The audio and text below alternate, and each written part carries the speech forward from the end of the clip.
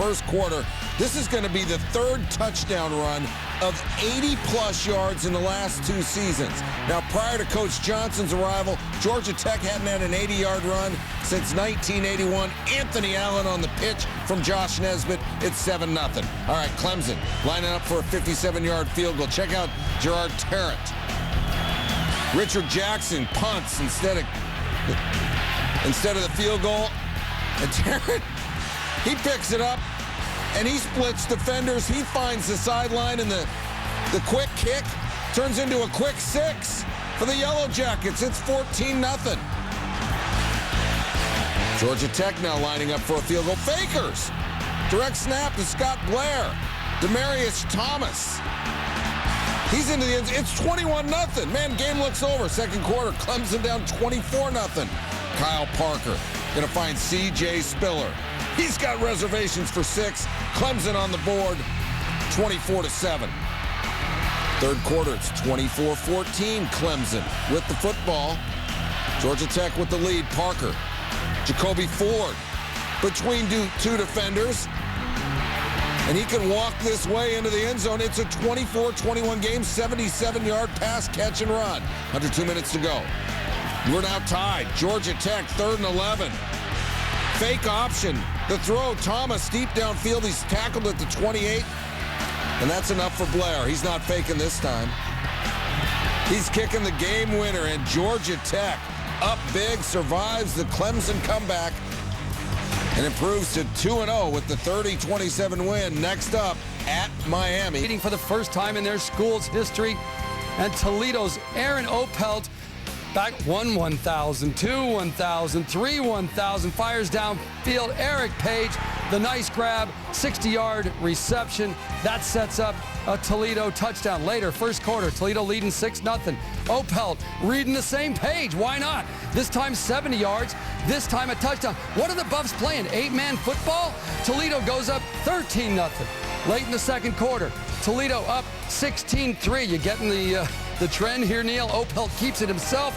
You could drive a Peterbilt through some of these gaps in the Colorado defense. He scores. Toledo up 23-3. Start of the fourth quarter. Toledo leading. Let me guess. Opelt and a lot of grass you wouldn't want to mow. It's not hard against Colorado this year. He scores. Opelt, 2 rushing touchdowns, 4 passing touchdowns. Toledo wins it 54. Anticipation, maybe even dread. Buckeyes had lost 5 straight against the top 5. By the time the sousaphone player came out and showed that he was going to lay a hat on the cameraman, the Buckeye Nation was ready to go. And here come the Trojans. They've won 9 straight against the Big Ten, all by double digits. Average margin of victory, 24. And in the early going, they get the first break. Chris Gallipo picks off Terrell Pryor, Mayday. Outstanding job by Gallipo, doing an imitation of Ray Malaluga from last year, but a great job of looking at Terrell Pryor's eyes, getting it past, intercepting it, and taking it inside the 5-yard line. He plays Malaluga's old position. He made the same thing, except he didn't get in, and it took SC 4 plays to knock it into the end zone before Stephon Johnson got there, and the Trojans grabbed a 7-0 lead. But Pryor would have a fine answer, remarkably accurate in the early going, Lou.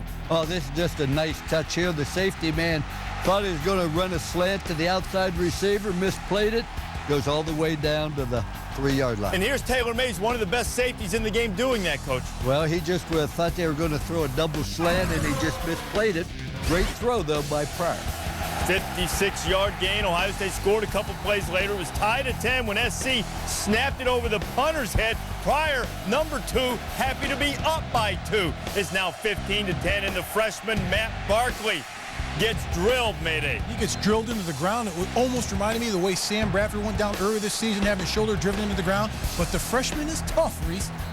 You could see him favoring that shoulder the rest of the game. Aaron Corp, who initially won the starting quarterback job before he got injured warming up, but he never came into the game in the fourth. Here's Pryor. This is a huge play, Lou. He sacked out of field goal range. Well, if they could have gotten a chance to kick the field goal, they could have went up by 8 and at least forced overtime. But the Buckeye defense was holding firm until Barkley stands tall and finds McKnight out of the backfield. That's on a 3rd and 9. He ripped off 21 drives alive. We're inside 5 minutes to play now. Here's maybe the best throw of the night from Barkley to Anthony McCoy, Mark. And a terrific job of concentrating by Anthony McCoy in traffic, hauls it down for the first down. 4th and 1, and SC converts. They did this several times on the night. They were 3 for 4 on 4th down every time, right behind the center O'Dowd. The guard fired. Great cut by Joe McKnight in the hole. Tremendous cut. And the one thing you can say about Southern Cal's offensive line, they really got involved in this game in the last 5 minutes. 3rd and 1, they convert behind who? O'Dowd and Byers. 1st and goal, give it to who? Stephon Johnson. 2nd time he goes in on the night. 14 plays, 86 yards, 6:10 off the clock in crunch time. Keep reminding everybody, let's go for 2. And they do. Barkley, McKnight, SC by 3. On the ensuing possession, Pryor, who had some big gainers in the passing game, called for grounding early in the drive, and here throws it into a crowd, just hoping, and his hope is not answered. And USC does it again. They take care of a Big Ten opponent. They win it 18-15 over Ohio State. Buckeyes have now lost 6 in a row against top 5 opponents, and USC once again wins a game on the big stage. They have not lost a regular season non-conference road game since 2002. And it doesn't appear that they were going to start losing it anytime soon. The freshman Matt Barkley came through in the clutch. Both had a little juice going after opening wins. Finally, some positive feelings out there. Jimmy Clausen has been great in the bowl game, the first game this year. Notre Dame was down 7-3. They just kicked a field goal, and here goes Darryl Stoneham. Oh, just a tremendous run, but once again, you only have one safety man on defense. If they break the initial line, chances are they're going to go all the way. Michigan with a 14-3 lead, but frankly, the Wolverines didn't have an answer for the Notre Dame passing game early. Here comes Clausen. Michael Floyd looks like a Biletnikoff guy, Mark. He's outstanding. The athleticism going up and making that grab. He's got great hops to get up in the air. This catch. Wow. That's phenomenal. That's just fabulous. Mike Bray's going to recruit Floyd and bring him in for some alley-oops or something. Floyd 7 catches, $131 in that touchdown. Ball is on the ground. Michigan recovers on the ensuing drive. Here's the freshman quarterback, Tate Forcier. This is a fabulous play. Well, this is a tremendous play. The defender was right up in his face. Makes a tremendous play there. 4th quarter, Wolverines clinging to a 24-20 lead. Here goes Forcier on 4th and 3. I thought Shoelace Denard Robinson was the only freshman quarterback that could run, Mark. It was a terrific move by Forcier of planting his foot, making that cut, and making the defender miss, and taking it all the way for the score. Let me tell you something. Darius Fleming, he's going to have to go get treatment. He put some moves on him, but then Forcier picked off by Kyle McCarthy, and Notre Dame is not done yet. It's 31-26. Clausen gives it off. Armando Allen, and the Irish take the lead. 2 straight touchdowns. Boom, got the lead. Going for 2. Shades of Boise State. Oh, well executed. Allen takes the handoff from Jimmy Clausen's left hand. Jimmy took it right in the kisser when he gave it to him. Irish up by 3 later in the 4th. Under 3 to play. 2nd and 10 for Notre Dame. Now they've got the lead. Michigan's got 2 timeouts. You want to make them use them, right? Great play by Donovan Warren to break up the pass intended for Golden Tate. Notre Dame threw it again the next time, so Michigan didn't have to burn a timeout. Forcier's got some time. Forcier finds Lateral Savoy. Gain of 18, and the Wolverines are on the 5. Next play, Mark, he's going to find Savoy again. It's a terrific job with him of, like, eluding the pass rush right here. Look at this. Rolls around. Yo! It's in his hands. He had a hero moment in his hands, and Savoy can't handle it. But Michigan, they just need the field goal to force overtime. After you get away with that one, maybe Rich wants to be conservative here. Oh, but no, he's got little friend Tarkenton back there. Forcier, the dart to Greg Matthews. But what a great round here against man coverage. Starts in, does a reverse. Nice play. Michigan, hail to the victors valiant. They've got the lead, 38-34 now, 11 seconds when they kick off. Keep an eye on the clock. Theo Riddick puts his hand out, touches the ball, clock starts going. 1 second comes off the clock. Now, Jimmy Clausen thinks nobody touched it. He wants his time back if he can get it. The officials had a close look at it. You see it. Really touched it. Accurately called by the Zebras. So 9 seconds left now for Notre Dame. 9 seconds, 80 yards. Cordell Stewart's not walking through that door. Michael Westbrook is not walking through that door. Golden Tate is not going to the end zone. And time expires, and Michigan, honk, honk, 38-34. The Wolverines get it done after beating Georgia into the top 5, taking on Houston. Houston, a high-powered offensive team under Kevin Sumlin. Case Keenum threw for 5,000 yards last year. Threw it to Tyron Carrier, who took it 32. And the Cougs had a 24-7 lead at the half. But the Pokes have Des Bryant, and he's dangerous when you punt him the football. This is just tremendous athleticism, but also very well executed by Oklahoma State. I have no idea why you would punt to Des Bryant. That's the second touchdown of the third quarter, and the Pokes were down just by 3 later in the third. 1st and 10 on the Houston 37. Bo Johnson in there largely because Kendall Hunter got nicked up. Breaking tackles, 4 of them in all. 28-24, Cowboys on top later in the fourth. Cougars down by 4. 4th and goal. Sometimes, Mark, it's better to be lucky than good. Absolutely. Case Keenum fires the ball here, and it goes off a defender straight up in the air. Ding!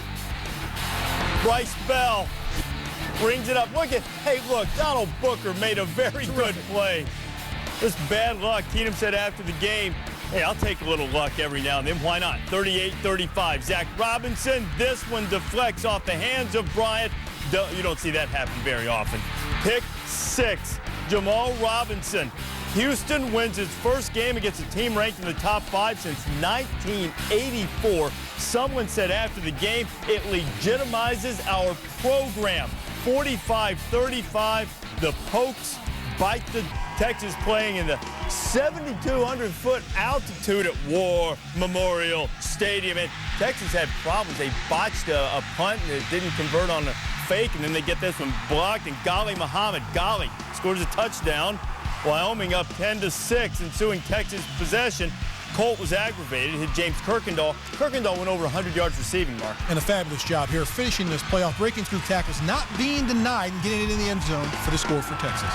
McCoy said in the first half he was trying to do too much. Let the game come to him, run a touchdown in on the option. Colt finished 30 of 47, 337 yards, 3 touchdowns. Texas wins by, 31. Maybe not quite as much as some had hoped. Oklahoma 64-0 over Idaho State. Landry Jones throwing for 3 touchdowns. 6-6. Florida gets Tennessee next week, but Lane Kiffin and the Vols busy with UCLA. The freshman Bryce Brown made it. And a nice job by the freshman here. Keeps his legs chugging. Nice punching it in. And how about that? You're only just a true freshman getting it done like that in the big stage? Yeah, he didn't quite get it as far as he had hoped, and UCLA is able to stop the guys short of the goal line twice. So now in a 19-13 game, Kevin Prince took it right in the mustache. Safety, 19-15. Well, man, I mean, Kevin was counting his teeth and trying to remind him where he was, and he probably said Zimbabwe, but still, the 19-15 lead, and UCLA hangs on with Jonathan Crompton's pass. Oh, look, Shaq versus Vanderbilt. I take Shaq. Hey, Vandy, I tell you, they really put the heat on LSU for much of the game. Terrence Tolliver being snowed under by Vanderbilt defenders. McKeelan Williams breaks the tackles. He had a nice game, over 70 yards rushing. Bobby Johnson's team hanging in there 16-9 until pretty late in the fourth. And Williams scoots in for another touchdown in LSU, 23-9. Vandy hasn't won in Tiger Stadium since 1951. Trent Richardson, the freshman running back from Alabama, over 100 yards, couple of touchdowns. Greg McElroy set a school record with 14 straight completions, tied, pulls away late over Florida International, 40-14. Barn burner in the SEC, South Carolina and Georgia. Second quarter, Bulldogs down 17-14. Reverse! There goes Brandon Smith. Just all the way, well executed. Caught him in man coverage, got a good block. Touchdown. You know, this thing had been a defensive slugfest for years. They scored more points in this game than they had in the last 3 years combined. Joe Cox right to a wide open Eric Norwood. Oh, this guy might be the best defensive player in the country. Wait a minute. Come on. Wait a minute. Rush the pass right in Eric. Okay, the extra point was no good. I got to tell you what happened in the game. And then South Carolina was driving for the win. Rennie Curran deflected the pass, and Georgia outlasts the head ball coach 41-37. Boise State against Miami, Ohio. Kellen Moore Boise coming off the victory against Oregon. This thing was over in a hurry. Moore, Austin Pettis, 7-0. More where that came from. This time, Mark Tyler Shoemaker. Look at the time he's got to throw the ball. Can maneuver in the pocket, rolls to the right, buys himself some time, throws for another touchdown. What do you think about Kellen Moore, Coach? I think he throws very well left-handed. I don't know how well he throws right-handed, but he just has all kind of time, and his receivers, I mean, they are an impressive football team. 4 touchdown passes. Boise shuts out Miami. Michigan State on a day in which the Chippewas' Dan Lefevre passed Byron Leftwich for the total offense record in MAC history, and he was trying to pull off the upset. Lefevre up top, Harris Cotton with under a minute to go. Did he get it? They said he did. What did you think, Coach? I thought his foot was out by the time he got control of it, but it doesn't matter what I said. The official rules touchdown. Okay, well, Butch Jones said go for 2. Would you have said that? No, I said we're the better football team. Kick it. Let's beat them in overtime. On the road? They did not get the 2, but they did get the onside kick. Central Michigan takes over. 8 seconds to go. Andrew Aguila, 47 yards out. Toe meets leather. No. You see the official waving his arms? Flag on the play. Sparty offside. Uh-oh. Oops. Remember how Iowa just came back and blocked it again against Northern Iowa last week? Yep. Well, yeah, it didn't work that way for Michigan State. Aguila, good. Ball game. Central Michigan out of the MAC, knocking off the Spartans 29-27. Lefevre threw for over 300. Tell you what, Michigan State wasn't the only Big Ten team struggling. Wisconsin against Fresno State. Here's your basic one-play 72-yard drive from John Clay. And a terrific job of blocking by the offensive line on the right side. He flies through the hole. No one touches him. It's just a foot race, and he's going to take it all the way 72 yards for the bag. Let's take another look at how it unfolded, Mark.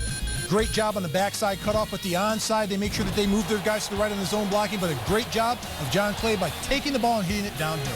Gabe Karimi, Garrett Graham paving the way. Here's Kevin Gosling, 20 seconds to go, trying to tie the thing up last year. Well, Kevin didn't have a great night against Wisconsin. He missed 3 field goals in what turned out to be a 3-point loss to the Badgers.